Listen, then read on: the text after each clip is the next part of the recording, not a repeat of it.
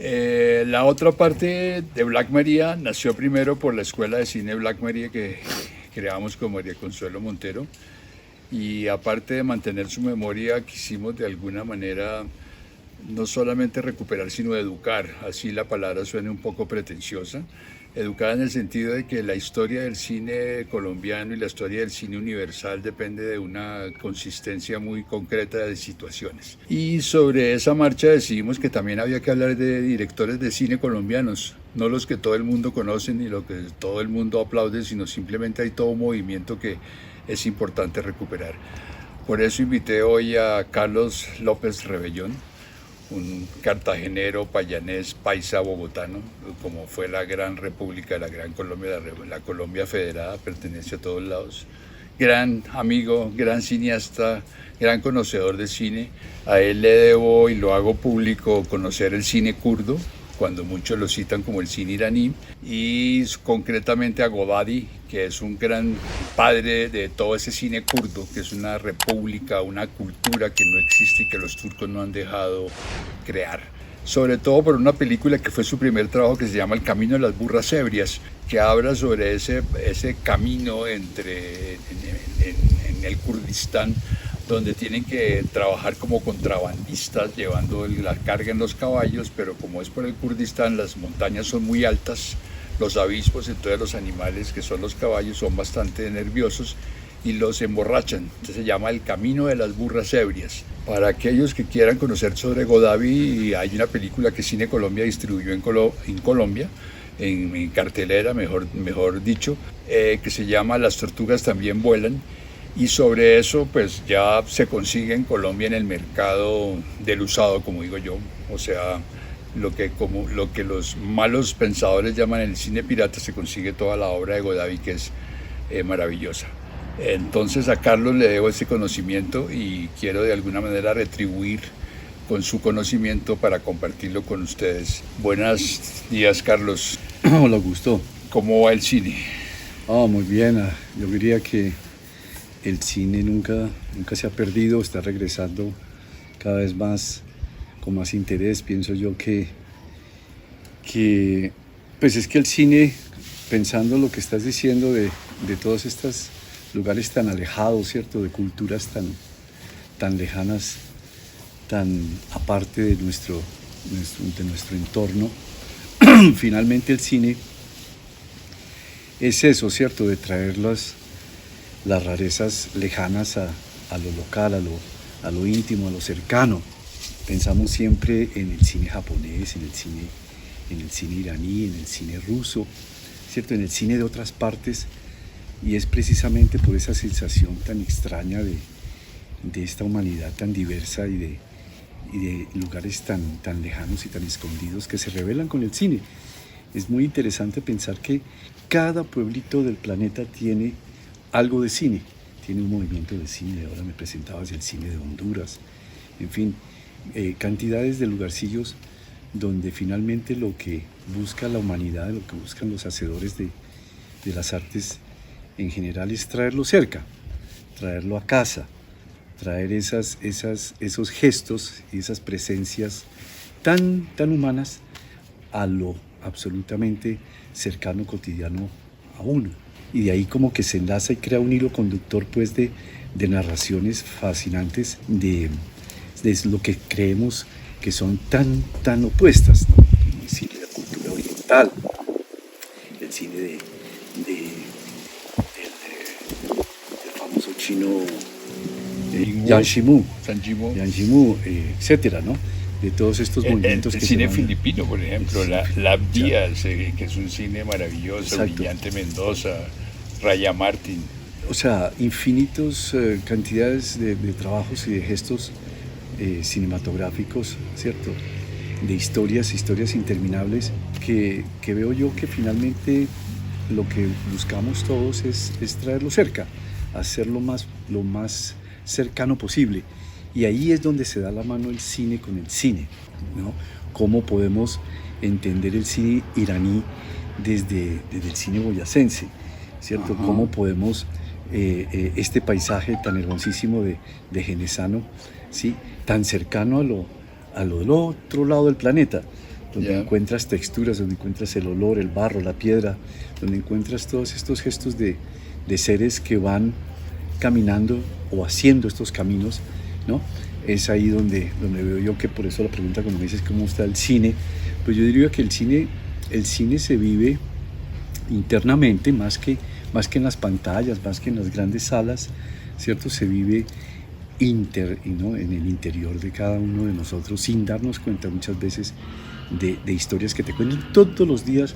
Una historia, nos acercábamos a la casa de Augusto y nos empezó a contar en 2 minutos una historia profundamente compleja de lo que es Genesano y toda esta región de Boyacá.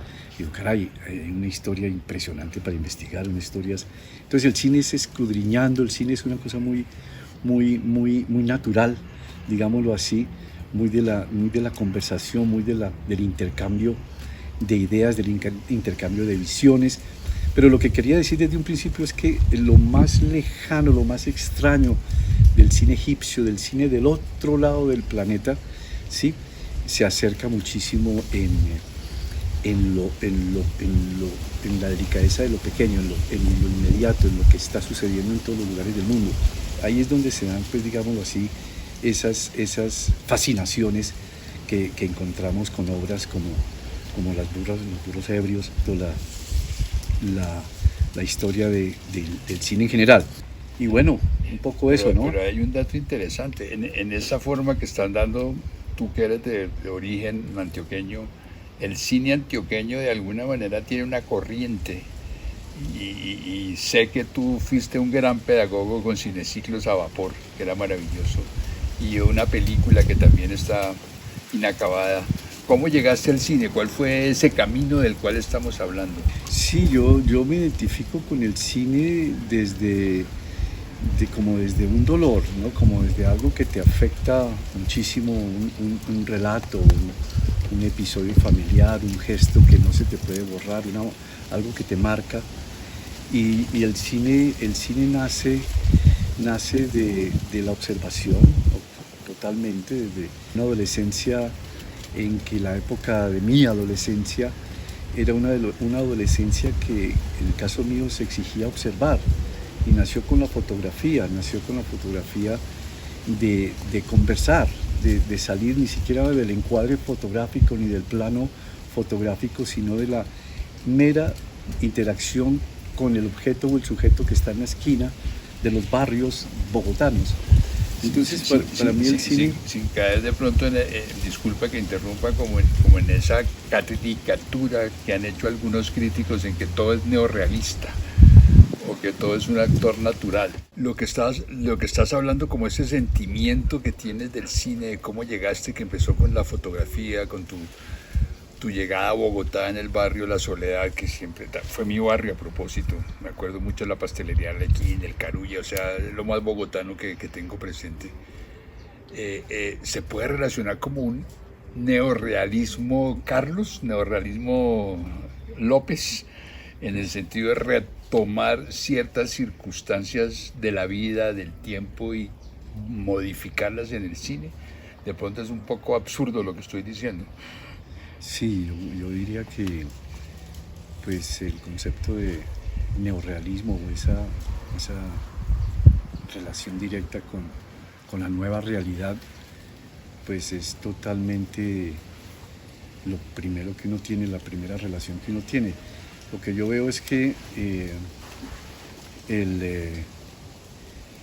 es increíble cómo el cine, digámoslo así, y bueno, la fotografía, pero el cine es memoria, entonces tienes que hacer cualquier medio para que esa memoria, ¿no?, se enaltezca y prevalezca y se cristalice de alguna manera a través de la realidad. Entonces hay maestros, yo diría que hay personas, hay artistas como un pintor, como un escritor, como algo así de todas las artes y de todas las expresiones del ser humano, en que son verdaderamente obras geniales, ¿no?, del realismo brutal. Y claro, el realismo, cuando es verdaderamente fuerte y acertado, es cuando cuando el propósito, cuando la situación de la relación con el director y el actor, el director y el entorno es auténtica y logras inspirar al otro y a estos actores y a digámoslo así, a recrear esas situaciones, es algo alucinante. Ahora, en el caso mío personal, es inevitable no vivir el cine. Es que el cine tú lo vives más que hacerlo, Augusto, tú lo vives.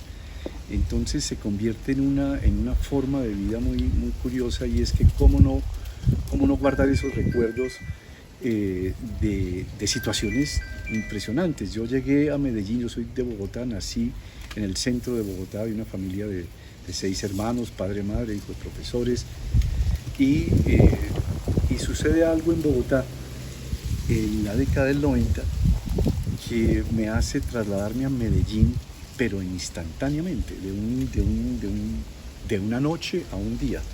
Un flashback. Un flashback de una noche profunda, una noche eterna. O sea, no era la noche americana de Truffaut, sino la noche antioqueña de Carlos. ¿Y cómo no vas a escribir sobre esa noche? Porque es que, Dios mío, estás en una situación. Entonces, siempre uno cuando ve esas situaciones o vive algo, ¿cierto? Directamente uno lo pone como en una segunda o tercera persona. Y viví algo tan drástico esa noche, Ajá. ¿no? De un viaje eterno de Bogotá a Medellín, ¿sí? Que me hizo me obligó a escribir y me obligó a preservar ese hecho, esa circunstancia. Ajá. Imposible borrarla, y era como tallarla, ¿no? Cómo tallar esa piedra, cómo tallar ese cristal, cómo tallar esa experiencia. Cincelarla, cabría la palabra también. ¿Perdona? Dale cincel, dale forma. Dale cincel, exacto. Ajá. Entonces es un poco eso el cine, pues es decir, es una memoria muy, muy, muy poderosa.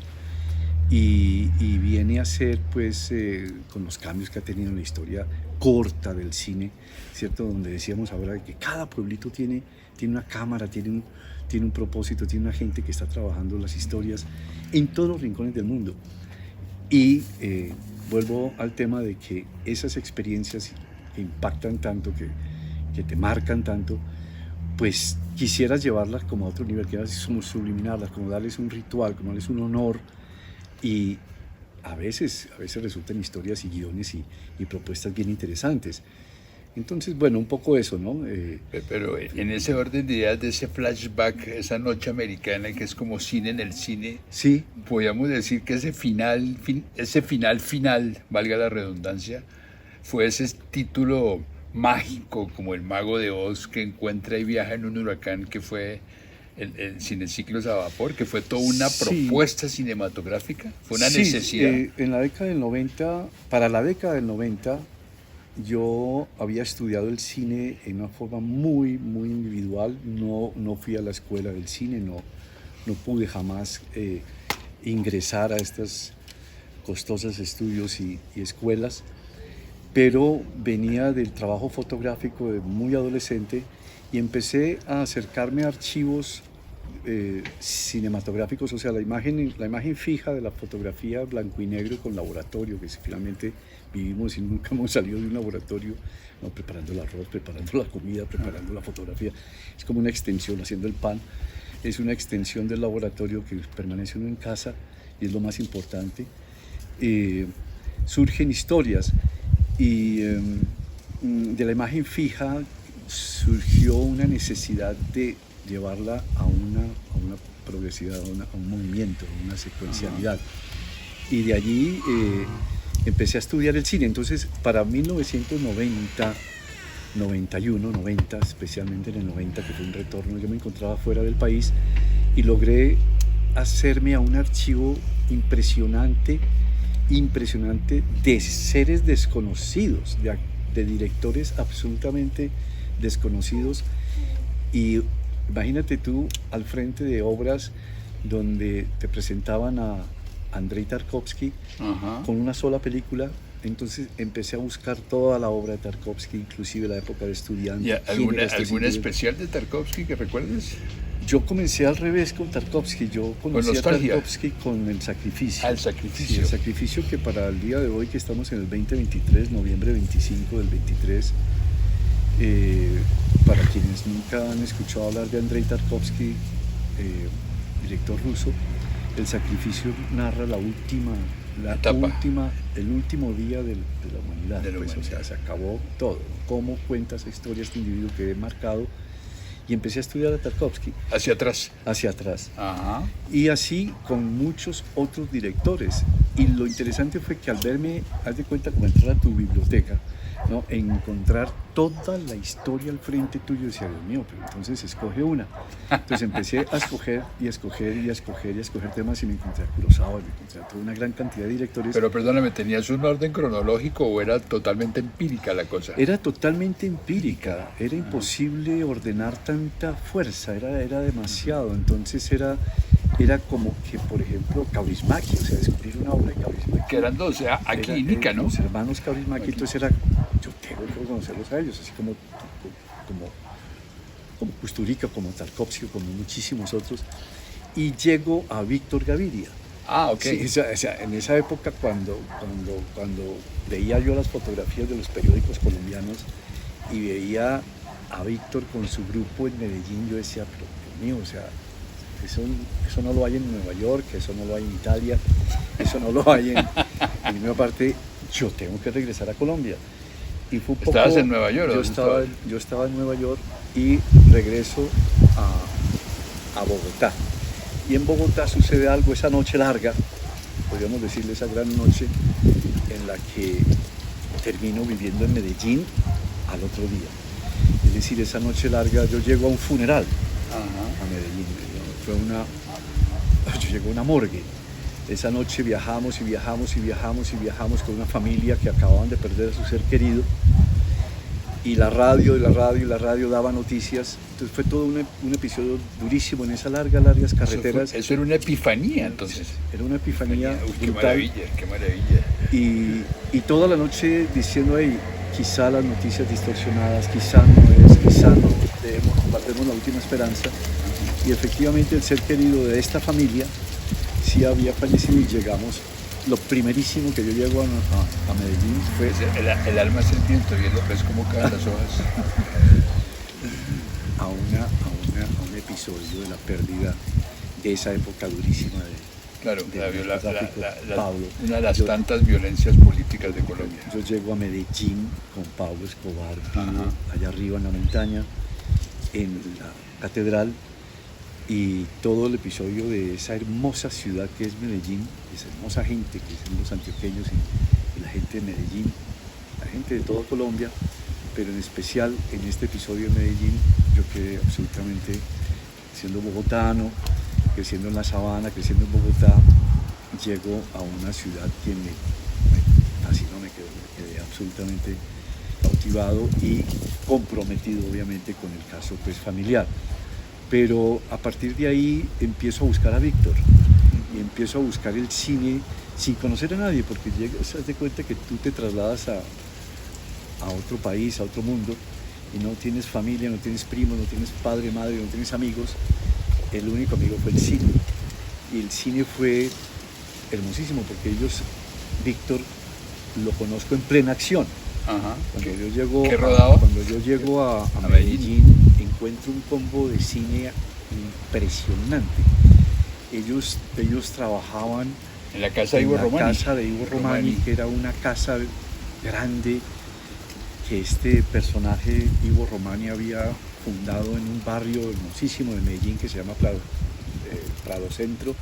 Uno de los grandes pioneros del cine antioqueño en la mitad de los 50, 60. Este individuo, sí, Ivo Romani. Y creo que hubo otros también, hubo otros personajes claro. que alimentaron, digámoslo así, esta generación. Sí. Y encuentro que están en una preproducción, cantidades de niños entraban y salían, entraban y salían. Y yo decía, pero Dios mío, o sea, no podías tomar la cámara para hacer nada, olvídate de la fotografía, olvídate de todo. Entonces ya el cine es una interacción tan humana, tan divina, que la cámara sobra, la cámara, los micrófonos, las Hasta, luces. hasta Víctor Sobra, era el kinder de Víctor Gaviria, que es una buena referencia. Sí, sí, la verdad que me impresionó. O sea, las cámaras y lo que está alrededor sobraba, de alguna manera era eso tan impresionante. Se me acaba de correr un título, con perdón tuyo, La panacea del cine antioqueño. La panacea del cine antioqueño, con una fuerza impresionante, sobre todo en estas crisis, porque al tiempo que tú estás en estos lugares y al frente de todos estos niños, las bombas explotaban. Ese era el sonido que había. Era el sonido de fondo, Ajá. que era el metro de Medellín volaba, sí, en el año 95. El pájaro de Botero. La Paloma de la Paz. Paloma de la Paz de Botero. En fin, toda una serie de sucesos durísimos. Ya para entonces Víctor y su grupo estaban... La vieja guardia creo que era la época, o los músicos. La vieja guardia. Ellos ya habían hecho La vieja guardia, los músicos, y Rodrigo D. Entonces empezó con La vendedora de rosas. Ahí llegué yo a trabajar con Víctor, digámoslo así, a frecuentar estas eternas tertulias en el Ivo Romani, y digámoslo así, me familiaricé, me uní muchísimo, me identifiqué muchísimo y decía, Dios mío, duré unos años fuera del país, llego yo a este lugar donde no lo encuentras en ninguna Cinecittà, en ninguna Sorbona, en ninguna parte del planeta, en ninguna universidad de Nueva York, encuentras en el rincón más divino de Nueva York, de Medellín, esta humanidad con unas fuerzas increíbles para crear, ¿no? Entonces me pareció demasiado importante y me fui quedando en Medellín, me fui enamorando de la ciudad, de la gente, de la energía de toda esta juventud de Medellín y colombiana, y en el epicentro donde la familia decía, Dios mío, estás en una ciudad muy peligrosa. Sí lo era, pero una luz donde levitabas y todo lo que giraba alrededor, ¿no? Entonces el cine te permite levitar, ¿sí? El cine es una terapia absolutamente poderosa, es algo de suicidio también, obviamente te quieres morir, muchas veces es muy difícil el tema de las artes audiovisuales y los buenos logros y muy fácil criticar y desbaratas una obra en un minutico y terminas cortándote la cabeza. Es duro, pero sí es una verdadera interacción humana que no lo encuentras sino en el diván, no lo encuentras sino tal vez en las profundas terapias de otras disciplinas, y tienes esta maravilla del medio que cautiva tanto, ¿no? Yo diría que pues estamos en eso. Entonces, para decir que he vivido el cine más que hacerlo, lo he vivido y lo he vivido permanentemente con historias, pequeñas historias, ¿sí? Como fotogramas de episodios que diría, Dios mío, o sea, cómo llevarla al cine, cómo hacerla. Ahora que se están dando los medios digitales y todo esto, pues obviamente hay posibilidades, hay grandes cantidades de nuevos creadores que están haciendo cosas maravillosas en todas partes.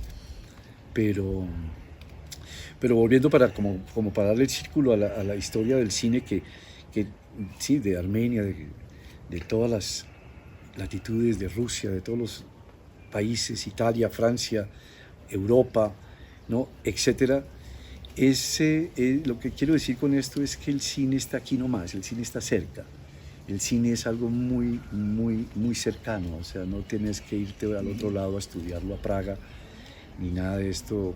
Sería interesante, sería bonito, obviamente, todos estos grandes directores, pero está aquí, y estamos la nueva generación está afortunadamente aprovechando positivamente las artes audiovisuales y empezando a observar más a fondo y a rescatar esas pequeñas historias absolutamente hermosas y importantes, ¿no? para las nuevas generaciones. Una pregunta particular, en esa especie de noviazgo, si cabe la señal, con Víctor en una película tan determinante, para mí es muy determinante la vendedora de rosas, ya que hacía referencia a Kaurismäki también. y ya con Rodrigo ya hacía referencia de Sica, con Humberto Den.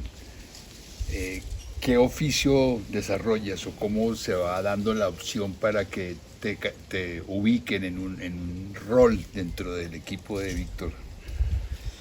Yo llegué con la cámara fotográfica en la mano.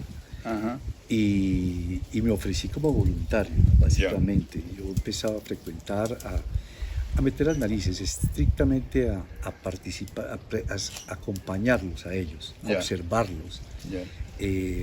A todo el grupo de Víctor y sus amigos, ¿sí? Que hacían lo que hacían allí en el Ivo Romani. Y yo básicamente llegué con la inocencia del niño, ¿no? Del niño que llega, o de la persona que llega a escuchar, a querer participar de alguna manera. Y poco a poco me fui involucrando hasta ya considerar la cámara en el hombro y hacer registros documentales de lo que hacía Víctor. Entonces, ¿y esos registros existen? Esos registros existen, eso ya se llamó el documental de la vendedora, que ese documental finalmente nunca se ha montado.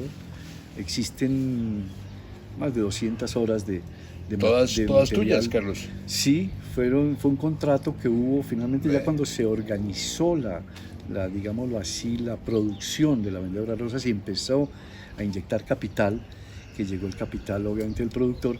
Ervin Gogel, ¿no? Sí, Ervin Gogel fue el productor que le digámoslo así, ofreció a Víctor toda la ayuda. Entramos nosotros a participar. Yo tenía una pequeña empresa que se llamaba PROA, Proyectos Audiovisuales, y Proyectos Audiovisuales se acercaba a este tipo de historias y de trabajos, de proyectos de ciudad, con la alcaldía de Medellín en la época del 90. Antes de la vendedora hice otras cosas independientes, pero básicamente la vendedora comienza con este episodio del director, y el director convoca a 3 empresas. En estas está Proyectos Audiovisuales, o sea, PROA, y otros 2 documentalistas, y nos puso a prueba.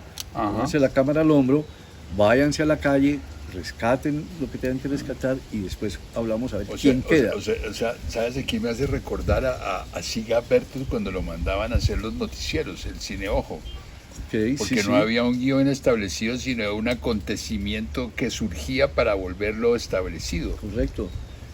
¿Se podría decir eso? Sí, ahí esa relación pues de prueba de este productor que es particular, obviamente Ervin es muy exigente, y pasamos la prueba, nos entregamos al trabajo y a conversar con los niños y las familias y las madres, padres, parientes, amigos, barrios donde vivían. ¿Por qué no vas a tu casa? ¿No? Hace 6 meses no puedo ir porque es muy peligroso el barrio. Bueno, pues vamos a hacer lo posible para ir y que puedas visitar a tu madre, y si nos permites llevar la cámara. Era básicamente como que nos entregamos a que ellos dirigieran el documental. Ajá. A que ellos dijeran, sí podemos ir, doble a la derecha y no doble a la izquierda, siga derecho, pare aquí. O sea, era ellos los que nosotros éramos una máquina más, digámoslo así, un aparato más, ¿no? Entonces una pregunta en ese orden de ideas, o sea que hay un pre de la película que es ese seguimiento a los actores, como un detrás de cámaras y que se haya rodado la película. Correcto. Y otro con la película rodada que es el documental que se hizo sobre los chicos para poner a volar pájaros, ¿no? Correcto, ese ya es un montaje directo del productor. Okay. Lo que nosotros hicimos como PROA, digámoslo así, que nos queríamos llamar PROA y que nos identificábamos como tal, era un material que nosotros dirigíamos, en el sentido de que nos dejamos llevar por estos jóvenes, por estas familias. En una cámara, verdad, pero no Jan Rush, sino Jan Gaviria. Era eso, ¿viste? Y finalmente Ervin, o el productor, y Víctor estaban allá muy ocupados y nosotros acá. Entonces, en ese espacio de entre unos y otros, nosotros teníamos la directriz de hacer las preguntas, de hacer los entornos, de investigar cada uno de los personajes y guardarlos como en una caja secreta, ¿no? en una bitácora muy especial y muy, muy consentida, muy protegida por 3 o 4 que éramos nosotros, y finalmente eso fue lo que hicimos, ¿viste? Todo un trabajo pues antropológico, si tú quieres, de todas estas familias que participaron en la vendedora. Y ya al final del camino, cuando se hizo la película, que fue a Cannes y regresó, se llevaron todo el material sin montaje, pietado estrictamente, medido, pero absolutamente sin ninguna estructura, porque nosotros teníamos unas estructuras aparte, ¿cierto? Que veíamos cómo íbamos a montar la entrevista de hoy, la de ayer, la del pasado, y así, cómo íbamos a nosotros, el grupo de proa, independientemente a montar y a presentarles a la producción el trabajo realizado. No tuvimos el tiempo de hacer eso, no nos permitieron montar, sino entregar el material en virgen al productor, y el productor montó lo que se ve en los medios. O sea que, en otras palabras, hay una gran cantidad de material que todavía no se ha visto. Eso, ¿sabes? De que me hace recordar a dos momentos muy interesantes dentro de la historia del cine, ya que se habla de todas esas propuestas documentales, hablando del último Milbo que hablaba de la realidad. Y me doy cuenta que la realidad simplemente es una palabra de diccionario, porque la realidad que ustedes plantean, que tenía una metodología, es una realidad bajo metodología de las circunstancias de ella misma, no de la cámara, de actores que no son actores ni son profesionales, y que tampoco se pueden determinar como actores naturales, porque la naturalidad no la da porque ellos son así. Luego la categoría natural deja de existir, punto uno. Y me lleva a dos circunstancias: el cine soviético, Siga Pertov, el famoso tren de Medevsky que filmaba las guerras, los hechos que hacían los mexicanos a las empresas norteamericanas para hacer parodias de la guerra, para que los noticieros se lucraran. Y si vamos al final de la historia, el grupo Siga Pertov con Godard, más que con Godard, que con Chris Marker, de salir a filmar los mayos de 68 y las huelgas. Y si queremos seguir indagando, hay una propuesta como para hacer toda una columna de investigación sobre eso que has dicho, que fue Me gustan los estudiantes de Handler en la década de los Tupamaros y los militares en Uruguay. Entonces hay en ese sentido, sin darnos cuenta, hablando de realidad que se dice que es única, hay como 6 realidades. Hasta dónde esa realidad fue válida para el caso concreto, ya resumiendo, de lo que fue hacer la vendedora de rosas. O sea, ¿cuál sería, en tu sentido, el aporte que permitió que la vendedora de rosas tuviera más cuerpo? Wow. Muy difícil. No, básicamente...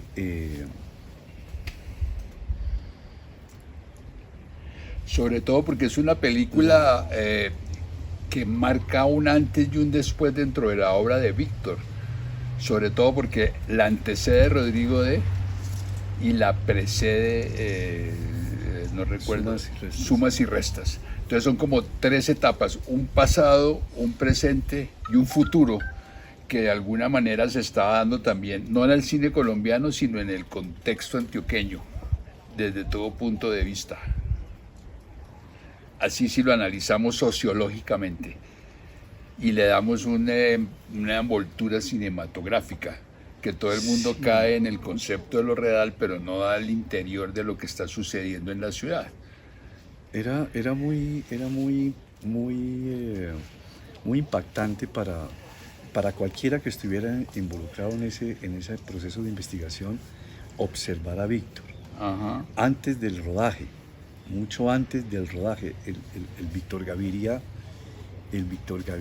de la calle. Uh-huh. Es decir, este Víctor que entraba a unos espacios en inquilinatos de Niquitao y de los barrios de Medellín, ¿cierto? ¿Cómo poder responder tu pregunta ante el poder, la fuerza tan brutal de esos claroscuros y de esos lugares donde encontraba a los actores o a las familias? Perdóname, ¿sabes de qué me hago acordar de manera explícita y un poco pretenciosa, y aclaro? a lo que los grandes críticos y documentalistas en Colombia y en buena parte del mundo hablan de Pedro Costa, cómo es capaz de manejar el mismo espacio con los mismos obreros o las mismas personas de raza negra en Portugal, que ya se han convertido como en una especie de constante. Es como una especie de interpretación la misma con diferentes personajes, donde no prima el personaje sino el tiempo que le gastan a los personajes, y eso es Pedro Costa, literalmente respetándolo por su maravilloso trabajo etnográfico. Wow. Sí. Nos van a llover chispas, pero no importa. Muy impresionante todo el tema que acabas de decir, porque es que una vez más el cine es cercanía. O sea, finalmente la cámara es un pretexto, siempre lo será, de acercamiento. Como la cámara cinematográfica, con las palabras mayúsculas y con comillas, ¿cierto?, bien iluminada, ¿no?, presenta ese cine tan absolutamente cercano al alma de cada uno de los actores y cada una de las historias. Ahí es cuando vemos cómo la destreza de los equipos cinematográficos logran dirigir una situación, o sea, una situación donde hay una veracidad palpable, una inevitable veracidad, ¿no?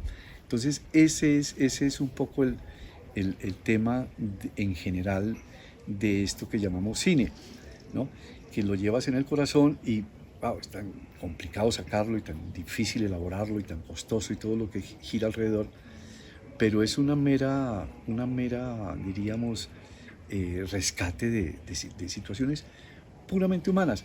O sea, Shang Yimou, o sea, es increíble cómo la mujer ve venir al marido que viene de las altas montañas, llega a su casa con la mano en el estómago, sufriendo un golpe que le acaba de dar su jefe. Y ella le dice: un momento, ¿cómo así que te pegaron en el trabajo? Te humillaron, te pegaron, es un bullying. O sea, hay una... El Sorgo Rojo. Sí, ese se llamó la historia de Qiu Yu. Sí, que es la continuación. La historia de Qiu Yu con Gong Li, una hermosísima actriz. Y también la vemos, perdóname, para aclararle a los que no conocen de qué estamos hablando, quinta generación de cineastas chinos, de Tian Xuan, en esa hermosísima película que llama El ladrón de caballo, filmada en la Mongolia, donde prima la cultura tibetana uno y el concepto mongol del ladrón, en el cual la oficialidad china tiene que censurar la película por los valores tanto políticos como culturales. Y ahí me hace recordar esa maravillosa frase de Jim Morrison, el líder de Las Puertas, que dice: el cine es lo único que nos puede llevar a la muerte. Sí, lo estamos permanentemente repasando y viendo en cada registro fotográfico, en cada clic, ¿no?, lo que tú estás diciendo, ¿no? Es lo único que te lleva al más allá, ¿no? Es como rescatar lo ya vivido. Increíble, ¿no? Básicamente, Augusto, hay muchas historias que quisiéramos contar y a veces imposibles de realizar, pero bueno, creo que el tiempo se agota, más la memoria no. correcto. Entonces podemos tener una segunda parte ya con esta alternancia de lo que significó hacer cine, la realidad de una cámara, el hecho de estar al hombro, el hecho de conocer un producto que fue determinante, que fue La Vendedora de Rosas, con todas sus gabelas, para una segunda parte donde no solamente hablaremos del final de La Vendedora de Rosas, de cómo cazar pájaros, ese gran documental del cual tú también hiciste parte, escribiste para el libro de la Filmoteca de la UNAM, que yo fui su editor, y algo que fue grandioso en ese momento de Medellín, que fue tu trabajo pedagógico cinematográfico, que está representado en Cineciclos a Vapor y esa gran película que se llama de la primavera Eterna. la eterna primavera. De manera que la otra parte sigue siendo eterna como las primaveras, con flores y con pájaros. Gracias. Muchas gracias. Mucha carreta. No, muy bien. Una belleza voz, Augusto.